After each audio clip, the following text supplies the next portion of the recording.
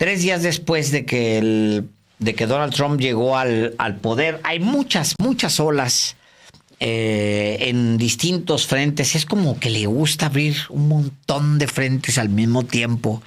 Yo creo que para ignorarlos todos. Lo de ayer es muy interesante lo que ha pasado en las últimas horas con lo de la obispa, que ayer lo confronta a Donald Trump y le dice, oiga, pues que no va a tener usted piedad. Entonces llega y se para aquí diciendo que Dios lo llevó a la presidencia de Estados Unidos. Y pues se trata de un Dios que es misericordioso. Pues como que qué fregón que me lleva a la presidencia, pero no es capaz ese mismo Dios de decirle a usted que deje en paz a los niños, que dejen en paz a las minorías, que deje en paz a los migrantes, que no le meta usted odio a tanta gente. Básicamente es lo que le dice la obispa mujer. Ha de haber sido una patada para Donald Trump en todos los sentidos y para ellos. En primer lugar, y esa es la parte más sensible de todo esto. En primer lugar, porque cuando la obispa, la religiosa, la mujer obispa, ¿sí? La líder religiosa lo confronta, tú te preguntas por qué ese personaje pudo haber regresado a la presidencia de Estados Unidos siendo un fascista como lo es. Pero también, ¿por qué no lo contuvo el ala, digamos, progresista de estadounidense? ¿Dónde está la prensa? ¿Dónde están los académicos? ¿Dónde están, sobre todo, los políticos estadounidenses progresistas? Pues haciéndose locos, porque, digo, Obama, que sería, digamos, la cabeza del progresismo estadounidense en este momento, por encima de Biden y por encima de todos. Es Barack Obama el jefe, digamos, del clan progre en Estados Unidos. Le manda un librito a Felipe Calderón. Esa es la relación que tiene con México. O sea, le manda un libro a Felipe Calderón y nunca fue capaz de expresar una sola cosa con respecto a López Obrador. Porque todos esos lo aborrecen a López Obrador. Siempre sí, es muy progres, pero muévete poquito a la izquierda. Ah, no, ahí sí no, para que veas. No. Todo lo que huela a la izquierda ya no nos gusta tanto. Tibios, opacos, grises. La consecuencia es eso. Que llegó un Donald Trump invicto, porque no hay quien lo confronte. No hay quien lo confronte. Fíjate, decía, ahí te paso una liga, que es muy padre el texto, porque ayer ella se negó, la obispa, a contar de qué se trataba, cómo había sido el evento en el que ella confronta a Donald Trump, qué la había llevado a ella. Ayer se negó. Y hoy ya dio un poquito más de declaraciones, ya con el Times, ya un poco se le aceptó, pues, decirle a una reportera, Elizabeth Díaz, se llama la reportera del Times, le dice que ella, cuando vio a Trump, dijo, bueno, ¿qué no lo van a confrontar? ¿Nadie? ¿Que nadie va a confrontar a Donald Trump? Se pregunta ella. Entonces ella se siente como obligada a confrontar a Donald Trump ahí en la iglesia, porque nadie es capaz de confrontarlo en ese país. ¿Dónde están los progres en el buenondismo? Porque pues es que esa es la verdad. Pinole, Alejandro. De hecho, es Pinole, como la oposición aquí en México. Sí, o sea, es que es verdad. ¿Quién va a confrontar mediocres a un presidente como Trump? No porque no lo puedan hacer, pero ¿con qué? ¿En qué dirección, Alejandro? Si fueron incapaces de hacer una campaña junto a Kamala Harris que fuera distinta y distinguible de la de Trump, no ofrecieron una opción realmente que cautivara a los estadounidenses. Más de lo mismo. Más de lo mismo. Eran trompitos.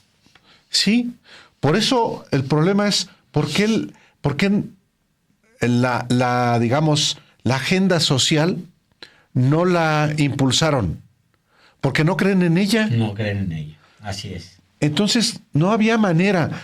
Solamente Bernie Sanders se supone que es el ala o un personaje, uno de los liderazgos progresistas. Tampoco. O sea, es un severo problema. Y si ya no es la clase política, entonces, ¿qué sectores? Los medios se han alineado, incluyendo The New York Times. Sí, están en una especie como de resistencia. Washington Post, pues es Bezos. Sí. Estuvo ahí en la inauguración de Trump. Sí. El New York Times es el único que más o menos se mantiene, digamos, en la resistencia. Es el único. Y otros alternativos. Hay muchos, hay varios que están resistiendo. Ahora, no es tampoco el papel de los medios convertirse en oposición política. Se fija una oposición, una posición que puede ser de oposición a partir de los trabajos que se publican, de la línea periodística. Pero tampoco pueden sustituir a los políticos, Alejandro. Ni en Estados Unidos, ni en ninguna otra parte.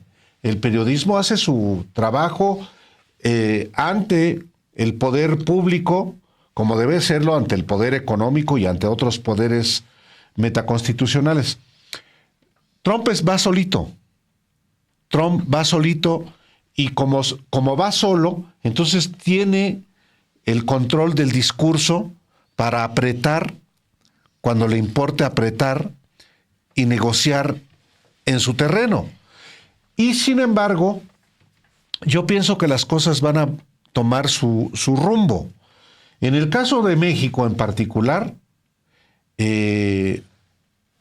no es sencillo, nunca nadie ha dicho que lo sería, ni lo está haciendo, ni lo será, pero sí hay, pienso, señales en el sentido de que el trato y la relación en términos de cooperación va a ser diferente que con Canadá. Bueno, no es un dato menor que el secretario de Estado de Estados Unidos, que es el hombre que maneja las relaciones con el mundo, haya definido hablar, la primera llamada haya sido para México. Sí, no. Bueno, digamos que la esperanza es de que tome, dices, de tú su rumbo la situación con Estados Unidos, ¿no? Sí, o sea, la llamada que informó hoy la presidenta Claudia Sheinbaum del secretario de Estado con el canciller mexicano, la primera, sí te habla de que hay una prioridad y que a partir de este contacto, de ese inicio diálogo de dos cancilleres, pues es precisamente para establecer una coordinación y una relación fluida entre dos vecinos que son además socios. Y claro que a México le importa demasiado porque está el dato de los aranceles, eso sigue latente. Por más que haya quien apueste inclusive a que no va a ocurrir, no lo sabemos. Pero el hecho de que exista comunicación, contactos, ahora sí ya formales, entre funcionarios, particularmente de Estados Unidos, que ya fueron ratificados por el Senado, sí es otro nivel. Sí, es otro nivel. Sí, de hecho hubo esta reunión de premieres allá en Canadá y la respuesta de Canadá es, lo que dicen los premieres, la apuesta que va ganando es la de Ford, personaje, el que dijo de, no, somos muy distintos a México. Sí, sí. No, ese personaje. Él la apuesta la que va ganando, la que él plantea, que es dólar por dólar. O sea, respuesta 1-1. Si hay aranceles, así, calcular exactamente qué daño provoca la economía de Canadá responder en los mismos términos. no veo aquí, no he visto voluntad. Es que, híjole, van de error en error, pero no he visto voluntad de Canadá realmente para sentarse y negociar. Pasaron de entregarse, de sentarse en las piernas de Donald Trump, ahora muy valientes y tratar de enfrentarlo. Creo que, bueno, por ahí. Ahora, me regreso al tema de la obispa, porque es muy interesante.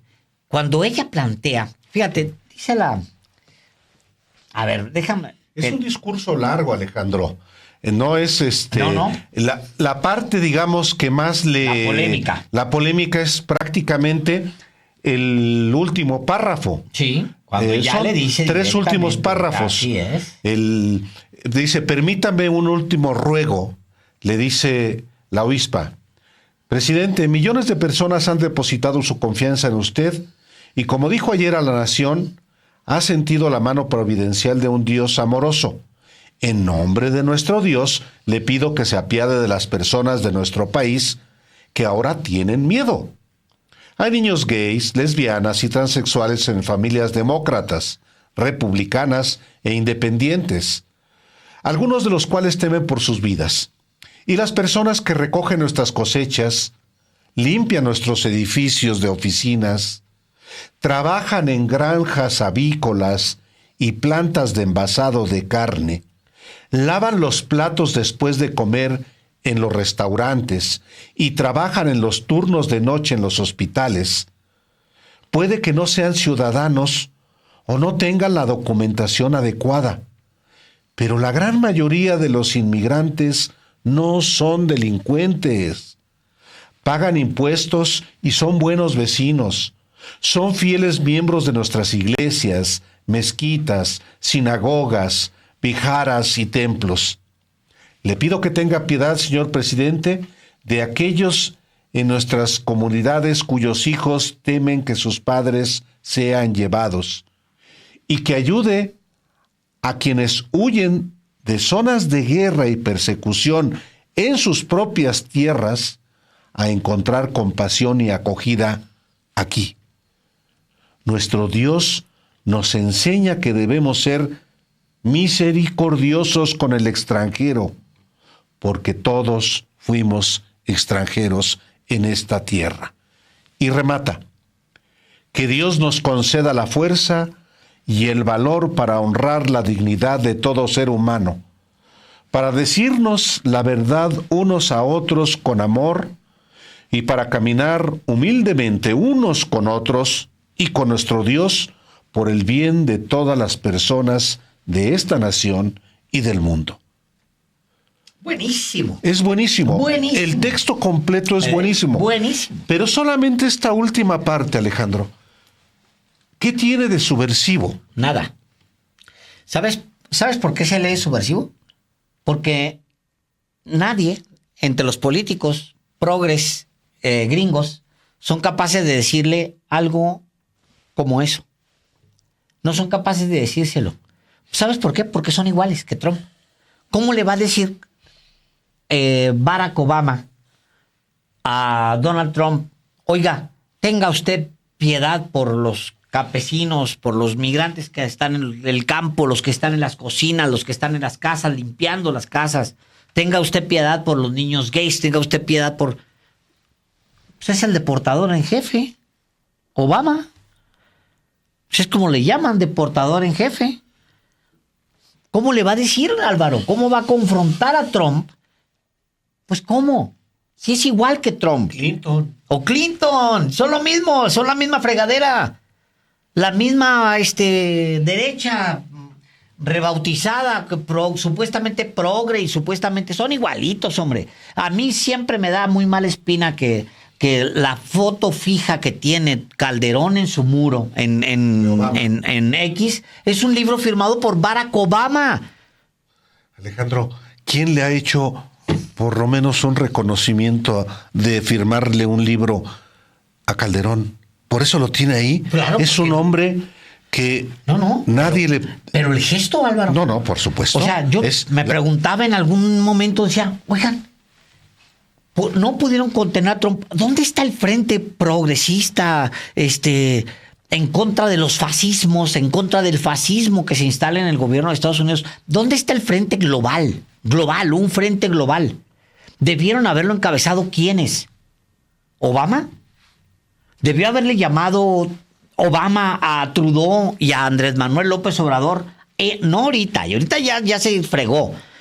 En el pasado no debió haber sido Obama haberle dicho, oiga, acaba de ganar la presidencia Donald Trump. Tenemos que evitar que esto pase en el mundo. En el mundo.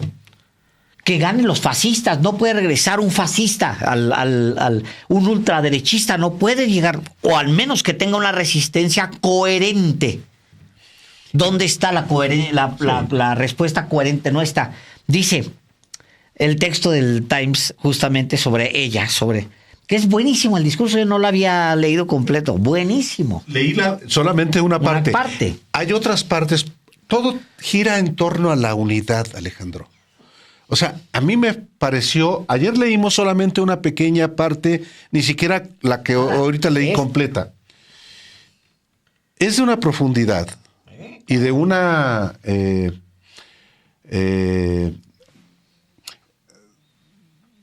obviamente alude a Dios. Sí. Y alude a Jesús. Sí. Pero con una articulación y una coherencia, que esa es, o debe ser, la iglesia, o la fe, y que la iglesia, en particular la católica, Alejandro, no lo había esbozado desde el propio Vaticano. Francisco le ha dado un discurso diferente, todavía con todo el conservadurismo al que se enfrenta. Sí. Pero falta mucho. Pero lo importante es que hubo alguien que se lo llevó, lo articuló y fue un discurso en torno a la misericordia, Álvaro. Sí. O sea, ¿cómo ese personaje puede llegar y decir, a mí me eligió Dios y me llevó aquí a la presidencia de Estados Unidos? Sí, güey, nada más que ese mismo Dios te plantea a ti que debes ser misericordioso con los que no tienen nada. Oye esta crónica, porque vale la pena. Elizabeth Díaz se llama la autora. Dice, desde el Times: el martes, de pie en el célebre púlpito de Canterbury, sobre el presidente, la obispa Marianne E. Booth tenía un poco de miedo. La líder de la diócesis episcopal de Washington había planeado durante meses predicar sobre tres elementos de la unidad: dignidad, honestidad y humildad. Pero apenas 24 horas antes, había visto al presidente Trump proclamar su agenda desde el escenario de la inauguración, mientras los cristianos conservadores lo ungían con ovaciones. Ya no estaba simplemente haciendo campaña. Ese hombre ahí estaba gobernando, pensó. Su naciente presidencia y su oleada de órdenes ejecutivas habían encontrado hasta ahora poca resistencia. Se sintió llamada a agregar un cuarto elemento en su sermón: una súplica de misericordia, en nombre de todos los que están asustados por las formas en las que ha amenazado Donald Trump con ejercer su poder. Comillas, tenía la sensación de que había gente observando lo que estaba sucediendo y preguntándose, ¿alguien va a decir algo?, explicó ella en voz baja en una entrevista el martes por la noche. ¿Alguien iba realmente a decir algo sobre el giro que está tomando este país? Entonces respiró profundamente y habló. El presidente Trump, sentado 7 pies más abajo y unos 40 pies a su derecha, hizo contacto visual. Una representación del cristianismo estadounidense comenzó a hablar con otra, y el hombre más poderoso del mundo quedó cautivado por las palabras de una obispa de cabello plateado en el púlpito, hasta que se dio la vuelta. Para todos los que miraban, la inmensidad de la Catedral Nacional de Washington se comprimió en un momento asombroso, en una intimidad repentina, y con ella todas las luchas existenciales, no solo de política, sino de la moral misma. En un instante, la guerra por la autoridad espiritual en Estados Unidos estalló en un enfrentamiento público poco común. El púlpito de Canterbury se enfrentó al púlpito abusivo en el escenario más grande del mundo. Durante casi una década, el cristianismo estadounidense se ha desgarrado de todas las formas posibles. Los cristianos han luchado sobre si deben permitir que las mujeres prediquen, sobre el lugar de las personas homosexuales, la definición del matrimonio, la separación de la iglesia y el Estado. Las vidas de los negros importan. Y en el centro de gran parte de esto ha estado el ascenso de Trump como el líder de facto de la iglesia estadounidense moderna y el ascenso del poder cristiano de derechas que se declara la única voz verdadera de Dios. Muchas de esas luchas han sido aisladas, rara vez en diálogo. Los cristianos de perspectivas opuestas casi nunca rechazan el mismo santuario. No escuchan los sermones de los demás ni oyen las oraciones de los demás. Los protestantes tradicionales se han preguntado si su voz debe tener alguna medida de autoridad. En un momento en que los cristianos conservadores están a punto de ganar aún más poder a través de el segundo mandato de Trump, la obispo Dudley intentó algo diferente en el servicio religioso. Pero Trump no se conmovió. Cuando terminó el sermón, intercambió una mirada con el vicepresidente Vance, un católico conservador, quien sacudió la cabeza en aparente desaprobación. El miércoles por la mañana, Trump respondió en sus plataformas de redes sociales Truth Social, exigiendo una disculpa de la supuesto obispo, entre comillas, y la izquierda radical que odia a Trump. Ella trajo su iglesia al mundo de la política de una manera muy descortés, dijo Trump. Tenía un tono desagradable y no era convincente ni inteligente. Es tremendo. Digo, y sigue el texto. Pero es dos cristianismos enfrentados. Arriba, Álvaro. ¿Cuál es el que va a triunfar? ¿El de ultraderecha, que no cree en la misericordia, que cree en el uso del poder para reprimir, para acabar? ¿O el de la misericordia, que abre los brazos, que le abrió los brazos a millones y formó una nación en algún momento? ¿Cuál va a ganar? Tiene que reflexionarse, Alejandro, porque en el nombre de Dios, en el nombre específicamente de Jesucristo, se han cometido muchos crímenes. Y la iglesia de los humillados, la iglesia de los pobres, la iglesia de los desamparados, ha sido hecha a un lado, históricamente. Y en los años, en las décadas recientes, con mayor razón.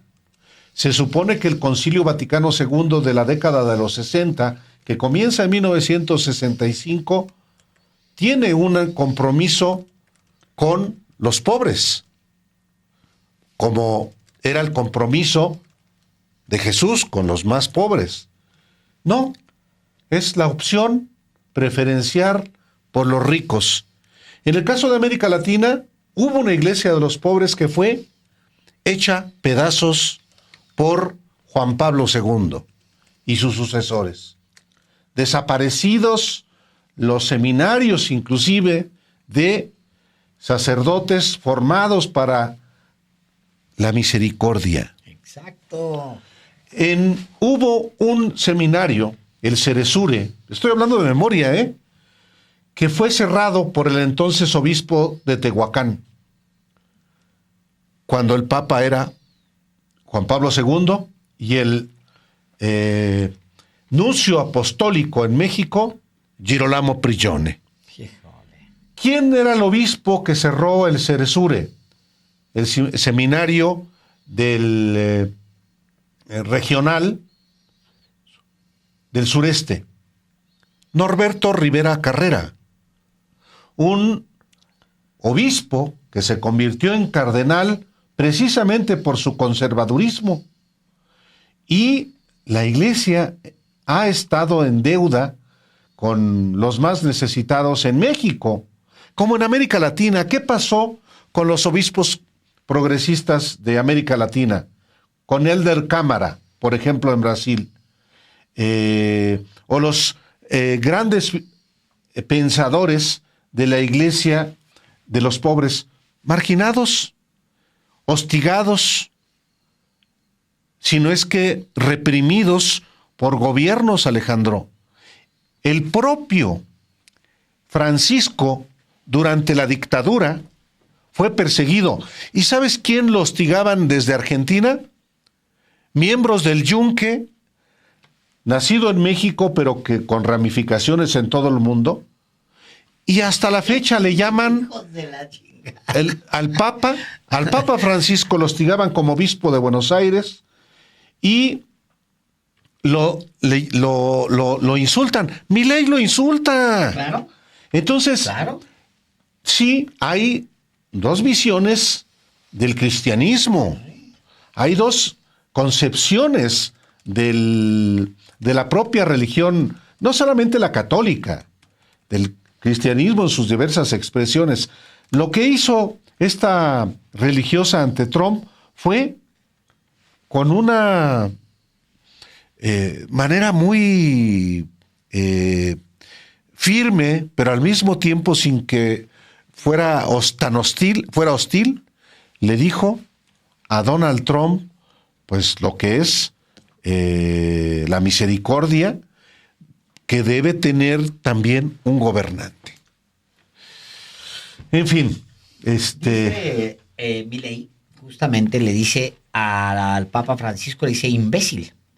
sí, claro. En 2020 le dice imbécil, es el representante del maligno en la tierra. Por eso no extraña tampoco que el día de hoy salió en defensa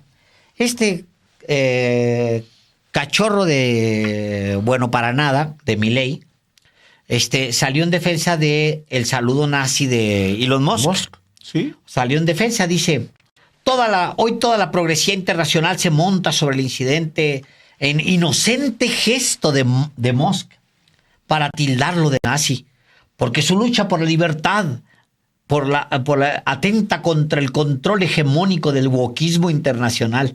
Pero el mundo cambió, Elon no está solo. Los que luchamos por la libertad ya no estamos solos, somos millones. Y ahora también recuperaremos la tierra de la libertad que estaba en sus manos, gracias a nuestro querido Trump, dice este pobre diablo. Y termina por un insulto. Ah, sí, ahí te lo voy a poner. Dice, viva la libertad, carajo. No solo no les tenemos miedo, sino que los vamos a ir a buscar hasta el último rincón del planeta en defensa de la libertad.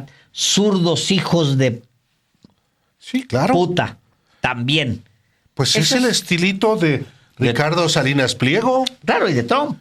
Y de Trump. La gran claro. diferencia con el mensaje de la obispa, que es muy significativo, Álvaro. Mira, aquí está esta nazi las pelotas, dice el personajillo feo. Se me hace que en privado se ha de reír Trump de este personaje feo, ¿no? Imagínate. Pues lo desprecia, Alejandro. Lo ve como... Pues sí, su gato, su... Sí, ahora, no, digo, sí es muy grotesco Milei, pero al final de cuentas, Alejandro, es parte de esta concepción que ahora está, no me gusta a mí tampoco la palabra empoderado, pero está, digamos, motivado para, por lo menos, insultar. En México se ha intensificado el insulto desde ese sector que desprecia, por ejemplo, a ciertos políticos del PRIAN, porque creen que ellos son los llamados a sustituirlos y convertirse en una opción en México.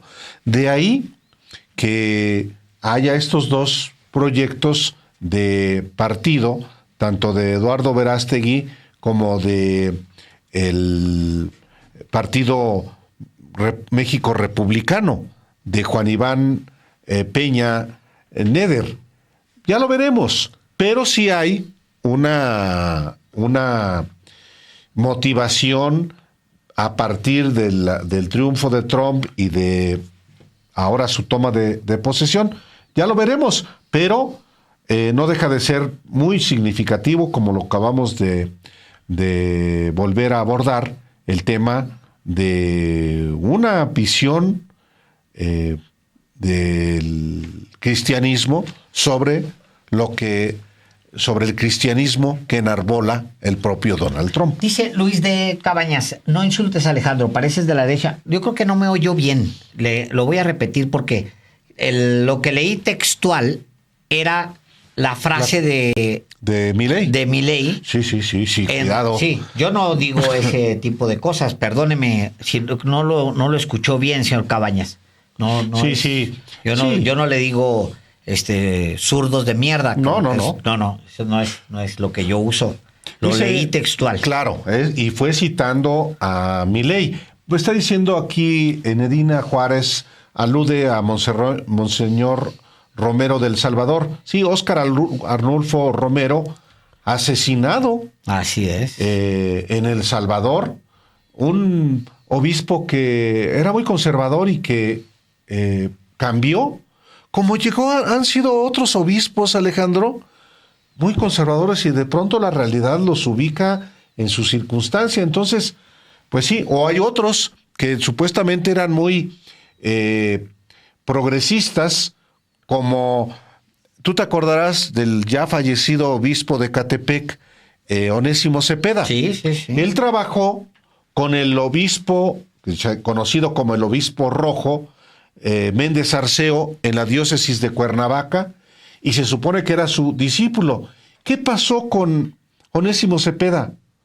Un personaje que se radicalizó a la derecha, a la opción preferencial por los ricos. Sí. Entonces, hay no solamente los conservadores que dan un giro para incorporarse a la iglesia progresista, hay los supuestamente progresistas que se derechizan de manera radical, muchos de ellos, como es el caso de Onésimo Cepeda, o como es el caso, por ejemplo, de Norberto Rivera Carrera. Sí. Y luego hay muchos que andan navegando por ahí con ropajes progresistas, como es un académico, Rodrigo Guerra, que está en el Consejo Pontificio para América Latina. Académico. Pues académico de la UPAEP y militante del Yunque, infiltrándose para llegar al Papa. No, si lo tengo bien identificado a Rodrigo Guerra, que fue secretario particular del exgobernador de Querétaro, miembro de la UPAEP, miembro juramentado de el Yunque. En algún momento se enojaron, pero está ahí trabajando ya para el Yunque, para infiltrarse y llegarle al Papa Francisco. Yo creo que el Papa sabe. Sí, sospecho que lo tiene bien medido, sí. Seguro. En fin. Bueno, pues ese es el tema. Abrimos con eso. Hay mucha información, como le decía. De México, Alejandro, ayer también. En México hay mucha información. Ayer ya no nos dio mucho tiempo porque se dio cuando nos fuimos, que estaban casi en vivo cuando estaba Donald Trump en la catedral, en la oración esta que se estaba dando ahí en la iglesia, en esta catedral. Entonces ya no tuvimos la oportunidad de platicarlo. Pero ese texto de esta mujer, Elizabeth Díaz, se llama, es con apellido latino, en el Times, es tremendo, porque al final es esta confrontación de dos visiones de un mismo Dios, sobre un mismo Dios. Es tremendo, es que al final esa es una batalla entre el bien y el mal dentro del mismo cristianismo, Álvaro, ¿eh? De todas las corrientes del cristianismo, catolicismo, protestantismo, lo que sea, Así pues, ¿no? es. Pero dentro de las dos visiones enfrentadas. El otro sin rubor, utilizando a Dios para decir, para ganar adeptos. Que lo puso ahí para puso Dios para hacer grande a América otra vez. ¡Qué barbaridad! Y la respuesta de, hijo, ¿qué estamos hablando del mismo Dios? Porque el Dios mío, le dice ella, es un Dios de misericordia.